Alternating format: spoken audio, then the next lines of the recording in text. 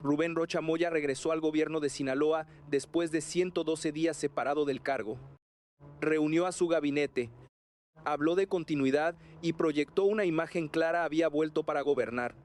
Pero apenas unas 34 horas después, esa demostración de fuerza se convirtió en una retirada política. Rocha volvió a pedir licencia y el Congreso de Sinaloa la aprobó por unanimidad. Sin embargo, el golpe más importante no vino de la oposición, vino de Claudia Sheinbaum. La presidenta declaró que la nueva separación de Rocha era lo mejor para Sinaloa. Una frase breve, pero con un peso político enorme, porque Sheinbaum no necesitó acusarlo, romper públicamente con él ni anunciar una orden desde Palacio Nacional. De hecho, sostuvo que no fue ella quien le pidió abandonar nuevamente el cargo. Según su versión, Rocha decidió regresar por cuenta propia y también decidió retirarse por cuenta propia. Ahí aparece la clave. En política, una orden explícita no siempre es necesaria. A veces basta con que el centro del poder deje de respaldar públicamente a una figura para que el margen de maniobra se reduzca de manera drástica. Rocha regresó buscando recuperar autoridad, pero su retorno provocó lo contrario. Legisladores de Morena cuestionaron la decisión. La oposición intensificó sus ataques. El costo para el movimiento aumentó. Y Sheinbaum eligió marcar distancia sin convertir la crisis en una guerra interna abierta. Ese movimiento fue estratégico. Al decir que la licencia era lo mejor para Sinaloa, la presidenta colocó la estabilidad del Estado por encima del destino político de un gobernador de Morena. Así protegió su propia autoridad. Redujo el riesgo de quedar atada al regreso de Rocha y dejó claro que el interés político del movimiento no podía depender de una sola figura. Pero la crisis no terminó ahí. El PAN comenzó a exigir juicio político y planteó incluso la desaparición de poderes en Sinaloa. Al mismo tiempo, desde Estados Unidos, Derek Maltz, exdirector interino de la DEA, pidió públicamente que Omar García Harfuch actuara contra Rocha. Ese mensaje no era una orden oficial del gobierno estadounidense, tampoco existía, hasta ese momento, evidencia pública de una solicitud formal de extradición o una orden de captura derivada de esa declaración. Pero políticamente la presión crecía.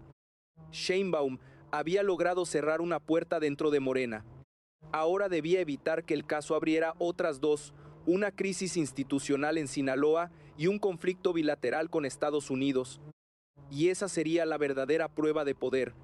Para entender por qué la frase de Claudia Sheinbaum tuvo tanto peso, hay que mirar el mapa de poder que rodeaba a Rubén Rocha Moya en el momento de su regreso. Rocha no volvió simplemente a una oficina. Volvió a una gubernatura golpeada por meses de presión política, una crisis de seguridad persistente y una serie de señalamientos que habían colocado a Sinaloa bajo observación nacional e internacional. Después de 112 días separado del cargo, su reincorporación parecía diseñada para transmitir normalidad. La señal era sencilla: el gobernador seguía teniendo autoridad, seguía teniendo estructura y podía retomar el control administrativo. Pero el problema era que el escenario político ya no era el mismo que había dejado meses atrás. Durante su ausencia, el costo del caso había crecido. Los señalamientos vinculados con su entorno político seguían presentes. La conversación sobre Sinaloa se había conectado con investigaciones, violencia, crimen organizado y con las repercusiones del caso de Ismael El Mayo Zambada en Estados Unidos. Rocha rechazaba las acusaciones y no existía una sentencia que estableciera su culpabilidad. Pero políticamente, ese punto no resolvía el problema. Sheinbaum debía pensar en algo más amplio. Como presidenta, no podía analizar solamente la situación personal de Rocha. Tenía que calcular el impacto sobre Morena, sobre su gobierno federal, sobre la seguridad en Sinaloa y sobre la relación con Washington. Ahí aparece una diferencia importante entre poder legal y poder político. Legalmente, Rocha podía intentar reincorporarse mientras su licencia lo permitiera. Políticamente, necesitaba algo más difícil de medir: respaldo. Y ese respaldo comenzó a mostrar grietas casi inmediatamente. Dentro de Morena surgieron legisladores que cuestionaron su regreso, Algunos consideraban que su presencia podía convertirse en un costo para el movimiento, no porque existiera una condena judicial, sino porque cada día, con Rocha nuevamente en el cargo, mantenía abierta una conversación incómoda para el partido gobernante. Sheinbaum entendió ese riesgo. Si abrazaba públicamente el regreso de Rocha, cualquier nueva revelación podía golpear directamente a la presidencia.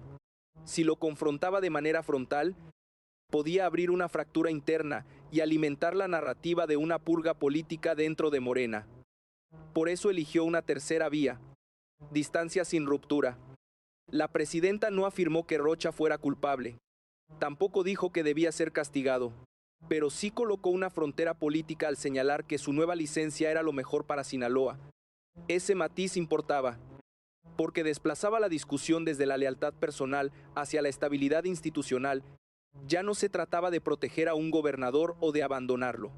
Se trataba de preguntarse qué decisión reducía el costo político y la incertidumbre en un estado sometido a una fuerte presión de seguridad.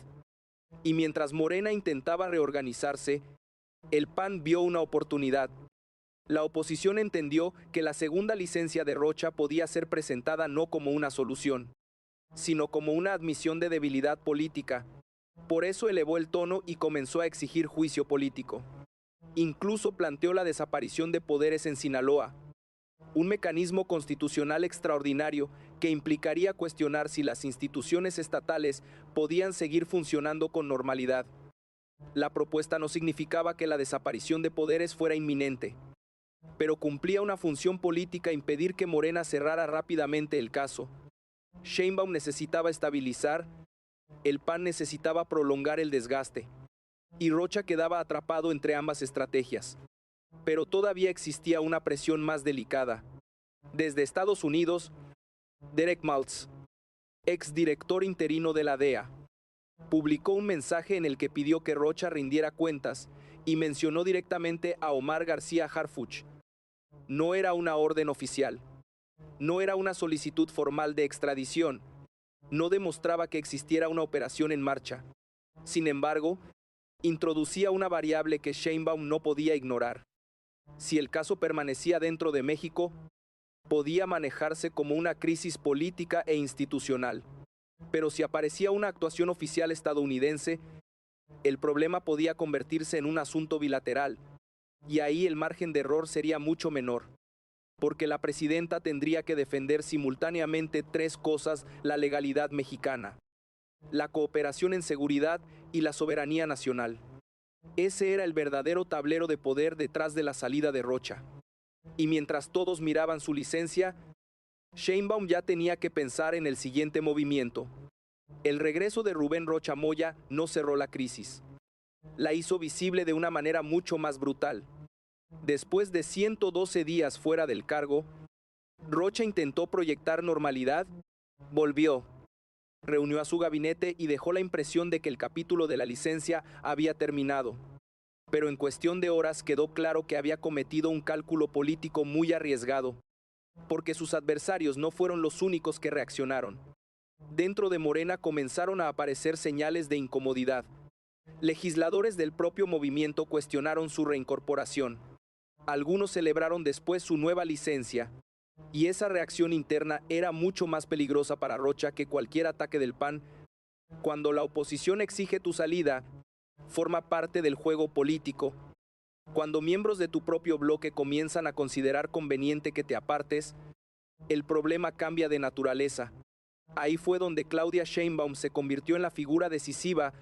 La presidenta no necesitó ordenar públicamente la salida de Rocha, tampoco necesitó convertirlo en enemigo. Su estrategia fue más precisa: dejar claro que su permanencia ya no era indispensable para el proyecto político nacional. La frase es: lo mejor para Sinaloa funcionó como una línea de separación. Sheinbaum protegía a Morena del costo de abrazar a Rocha, pero al mismo tiempo evitaba asumir una ruptura escandalosa. En lugar de hablar de castigos, habló de estabilidad. En lugar de personalizar el conflicto, lo trasladó al terreno institucional. Eso reducía su propio riesgo. Pero habría otro frente. El PAN entendió que Rocha estaba debilitado y decidió aumentar la presión. Ya no bastaba con aceptar la licencia. La oposición comenzó a exigir juicio político y a poner sobre la mesa la desaparición de poderes en Sinaloa. Era una escalada clara. La licencia temporal significaba apartar al gobernador del ejercicio del cargo. El juicio político significaba buscar responsabilidades políticas. Y la desaparición de poderes llevaba el debate a un nivel mucho más grave, porque cuestionaba el funcionamiento institucional del Estado. No significaba que ese escenario fuera a concretarse, pero obligaba a Morena y a Sheinbaum a responder a una narrativa cada vez más agresiva. La oposición buscaba convertir el episodio Rocha en una prueba de que el gobierno federal había perdido control político sobre Sinaloa. Sheinbaum necesitaba demostrar exactamente lo contrario. Por eso la sucesión en el gobierno estatal se volvía tan importante como la salida de Rocha. No bastaba con apartar a una figura debilitada. Había que garantizar continuidad, mando político y coordinación en seguridad. Y ahí aparecía Omar García Harfuch. Su papel se volvía central porque cualquier deterioro de la seguridad en Sinaloa podía terminar golpeando directamente a la presidencia. Si había cooperación con Estados Unidos, Harfuch estaría involucrado. Si aparecía nueva información sobre estructuras criminales, también. Si surgía una operación federal, su nombre volvería al centro de la escena. Al mismo tiempo, el mensaje del exdirector interino de la DEA, Derek Maltz, aumentaba la presión mediática. No era una orden oficial estadounidense, pero la sola mención pública de Harfuch colocaba al gobierno mexicano ante una pregunta incómoda. Existía información institucional sobre Rocha que todavía no era pública. Hasta ese momento no había evidencia presentada de una solicitud formal de extradición ni de una orden estadounidense derivada de aquel mensaje. Y precisamente por eso Sheinbaum debía evitar dos errores. El primero, parecer subordinada a presiones externas. El segundo, parecer indiferente ante información seria si llegaba por canales oficiales. Cooperación sin sumisión. Ese equilibrio se convertía en una prueba directa de liderazgo. Rocha ya no estaba luchando solamente por recuperar su cargo. Sheinbaum estaba luchando por impedir que una crisis estatal se transformara en un problema nacional de autoridad, seguridad y soberanía. Y cuando una crisis empieza a mezclar esas tres dimensiones, el siguiente movimiento puede cambiar todo el tablero. La estrategia de Claudia Sheinbaum en esta crisis no parece construida alrededor de una ruptura espectacular. Parece diseñada para reducir riesgos, aislar costos y conservar el mayor número posible de opciones políticas. Ese detalle es fundamental. Cuando Rubén Rocha Moya regresó a la gubernatura, Sheinbaum tenía varias alternativas. Podía respaldarlo públicamente y cerrar filas. Podía confrontarlo de manera directa. O podía hacer algo más sofisticado, dejar que el propio costo político del regreso mostrara hasta dónde llegaba realmente el respaldo de Rocha. Eso fue lo que terminó ocurriendo. La presidenta no presentó una acusación, no anunció una investigación contra él, no afirmó que hubiera cometido un delito. Tampoco existe evidencia pública de que le hubiera ordenado abandonar nuevamente el cargo, pero sí hizo algo políticamente decisivo. Separó el destino de Rocha del destino de Morena. Cuando dijo que su licencia era lo mejor para Sinaloa, cambió el centro de la conversación. La pregunta ya no era si el movimiento debía proteger a uno de sus gobernadores. La pregunta era qué decisión protegía mejor la estabilidad del Estado. Ese desplazamiento narrativo beneficiaba directamente a Sheinbaum, porque si más adelante aparecían nuevos señalamientos, investigaciones o movimientos judiciales, la presidencia podía decir que nunca condicionó la estabilidad de Sinaloa a la permanencia de Rocha. Y si esas acusaciones no avanzaban judicialmente, Sheinbaum tampoco había emitido una condena anticipada. En otras palabras, evitó quedar atrapada en cualquiera de los extremos. Esa es una forma de ejercer poder sin gastar todo el capital político de una sola vez. También existe otro cálculo. Morena necesitaba impedir que la crisis de Rocha se convirtiera en una crisis del movimiento entero. El PAN buscaba exactamente lo contrario. Cada vez que la oposición hablaba de juicio político, responsabilidades o desaparición de poderes, Intentaba ampliar el caso desde una figura individual hacia una acusación contra la estructura política gobernante. Sheinbaum tenía que cortar esa expansión. Por eso la nueva licencia podía funcionar como una válvula de presión. Rocha fuera del ejercicio directo del poder significaba menos exposición cotidiana para Morena, menos fotografías oficiales, menos decisiones administrativas asociadas a su nombre, menos oportunidades para que cada episodio de seguridad fuera interpretado como una prueba de que el gobierno federal lo estaba protegiendo. Pero esa maniobra solamente funcionaría si el gobierno estatal mantenía estabilidad. Ahí aparece el segundo eje de la estrategia garantizar mando. Sinaloa atravesaba una situación demasiado delicada para permitir un vacío de autoridad. La población necesitaba saber quién tomaba decisiones. Las instituciones necesitaban continuidad. Y el gobierno federal necesitaba un interlocutor confiable para coordinar seguridad. Si la salida de Rocha producía desorden, Sheinbaum terminaría pagando el costo que intentaba evitar. Por eso el siguiente responsable del Ejecutivo Estatal tendría que tener respaldo político, capacidad administrativa y coordinación con la Federación. Y en materia de seguridad, Omar García Harfuch se convertía en pieza central. Su presencia permitía a Sheinbaum separar dos terrenos. Uno era el político, qué ocurría con Rocha y su licencia. El otro era el operativo que hacía el Estado mexicano frente a la violencia y las estructuras criminales. Mantener separados esos dos planos era estratégico, porque impedía que cualquier operación de seguridad pareciera automáticamente una acción política contra Rocha. También permitía a la presidencia insistir en una regla básica: las decisiones de seguridad deben basarse en expedientes, pruebas, autoridades competentes y procedimientos legales.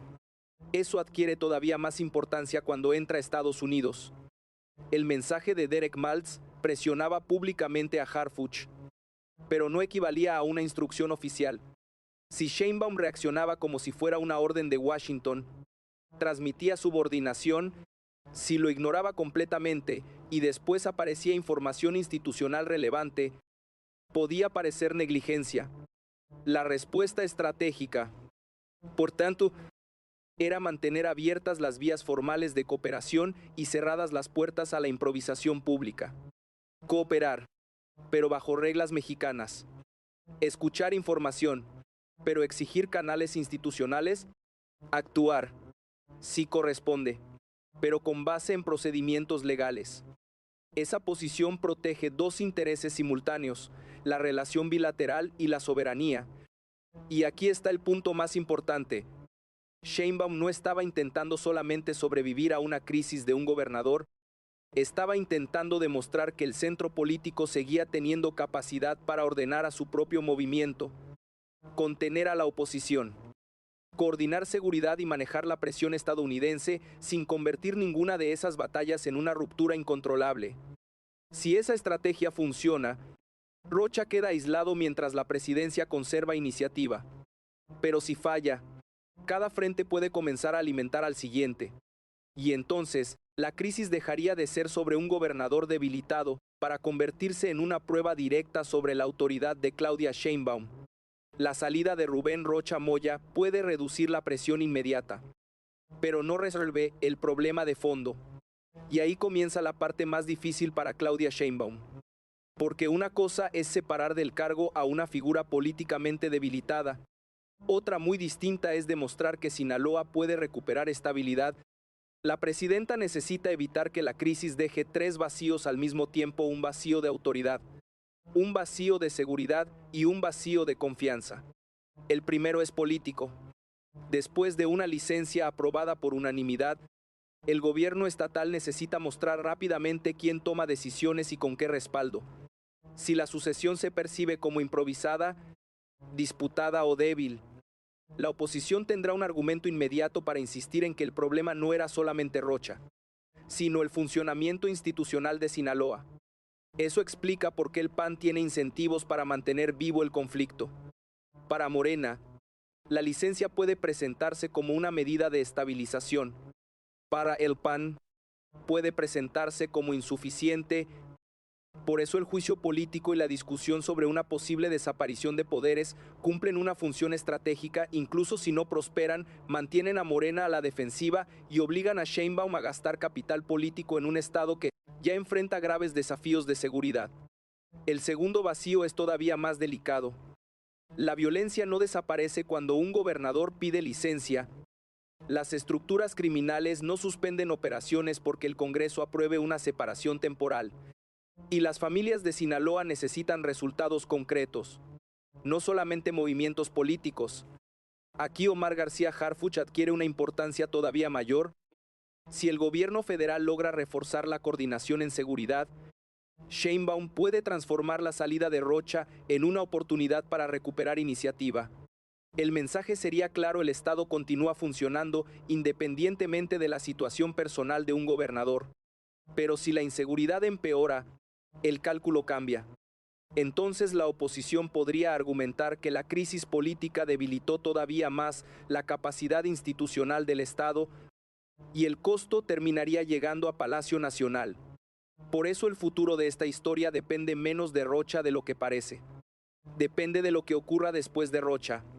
El tercer vacío es el de confianza. Sheinbaum necesita convencer a tres públicos diferentes al mismo tiempo. A Morena, de que la disciplina interna sigue existiendo. A los ciudadanos, de que la prioridad es Sinaloa y no la protección de una figura política. Y a Estados Unidos, de que México está dispuesto a cooperar en seguridad sin aceptar presiones informales como sustituto de procedimientos legales. Ese equilibrio puede volverse mucho más complicado si surge nueva información. Hasta el momento descrito en los datos disponibles, el mensaje de Derek Maltz seguía siendo la opinión pública de un exfuncionario estadounidense, no una orden del gobierno de Estados Unidos. Pero si posteriormente apareciera una solicitud oficial, una acusación formal o algún movimiento judicial, el caso cambiaría completamente de dimensión. Entonces Sheinbaum tendría que decidir cómo responder sin permitir que la oposición la acuse de encubrimiento y sin permitir tampoco que parezca que Washington dicta las decisiones mexicanas. Ese sería un escenario de máxima presión. Y existe otra variable: el propio Rocha. La licencia es temporal e indefinida por más de 30 días. No equivale a una renuncia definitiva. Eso significa que jurídicamente la puerta de un eventual regreso no está necesariamente cerrada. Políticamente, sin embargo, esa puerta parece mucho más estrecha después de la declaración presidencial. ¿Cómo podría Rocha volver fácilmente después de que Sheinbaum dijo que su salida era lo mejor para Sinaloa? Un nuevo intento de regreso obligaría a la presidenta a fijar otra vez posición y podría reabrir exactamente la crisis que Morena intenta contener. Por eso el escenario más importante ya no es solamente si Rocha vuelve o no vuelve. Es si Sheinbaum logra utilizar esta crisis para reforzar una regla dentro de su movimiento. Ningún liderazgo local puede convertirse en un costo permanente para el proyecto nacional. Si consigue imponer esa lógica, la presidenta sale fortalecida internamente. Pero existe un precio. Cada vez que el Centro Federal concentra más responsabilidad, también concentra más expectativas. Si Sinaloa mejora, Sheinbaum podrá presentar la decisión como una corrección necesaria. Si la crisis continúa, será mucho más difícil atribuir todo a Rocha. Ese es el riesgo escondido detrás de una victoria política rápida. Sacar a un gobernador debilitado puede cerrar un capítulo. Asumir la responsabilidad de lo que viene después abre otro mucho más peligroso. Y ese próximo capítulo decidirá si Claudia Sheinbaum convirtió la crisis en una demostración de autoridad o simplemente heredó un problema todavía mayor. La crisis de Rubén Rocha Moya dejó de ser solamente una historia sobre un gobernador que regresó y volvió a salir del poder. Se convirtió en una prueba para Claudia Sheinbaum. La presidenta consiguió algo importante: evitó quedar políticamente atada al regreso de Rocha. Marcó distancia. Defendió la estabilidad de Sinaloa como prioridad y permitió que Morena redujera parte de la presión inmediata sin convertir el episodio en una ruptura abierta dentro del movimiento. Pero esa maniobra solamente será una victoria si produce resultados. Porque ahora la responsabilidad política se desplaza. Rocha puede estar fuera del ejercicio directo del gobierno, pero la inseguridad sigue ahí. Las investigaciones siguen su curso. La oposición continuará utilizando el caso para presionar a Morena. Y cualquier nueva señal desde Estados Unidos puede volver a cambiar el nivel de la crisis. Sheinbaum tendrá que vigilar 3 frentes. Primero, la estabilidad institucional en Sinaloa. Segundo, la coordinación de seguridad encabezada desde el gobierno federal. Y tercero, cualquier movimiento oficial estadounidense que transforme los señalamientos políticos en acciones jurídicas concretas. Ese tercer frente puede ser el más peligroso. Hasta ahora, las palabras de Derek Maltz no constituyen una orden oficial de Washington. Pero si en algún momento aparece una solicitud formal, una acusación o un expediente con consecuencias legales, Sheinbaum tendrá que tomar decisiones mucho más difíciles. Cooperar sin parecer subordinada. Investigar sin prejuzgar. Defender la soberanía sin cerrar la puerta a información relevante. Ese equilibrio definirá el siguiente capítulo. Y también definirá el poder real de la presidenta dentro de Morena. Porque el mensaje que deja esta crisis es más grande que Rocha. Un gobernador puede tener estructura, historia y respaldo local, pero si su permanencia empieza a amenazar la estabilidad del proyecto nacional, Claudia Sheinbaum parece dispuesta a colocar primero la supervivencia política del movimiento y la gobernabilidad. La pregunta ahora es si esa autoridad será suficiente para controlar lo que viene. Si creen que esta crisis apenas está comenzando, dejen su opinión, porque las próximas decisiones pueden ser mucho más importantes que la propia licencia de Rocha. Sinaloa necesita gobierno, Morena necesita disciplina, México necesita legalidad, y Claudia Sheinbaum necesita demostrar que puede mantener las 3 cosas al mismo tiempo. Ese será el verdadero punto de quiebre.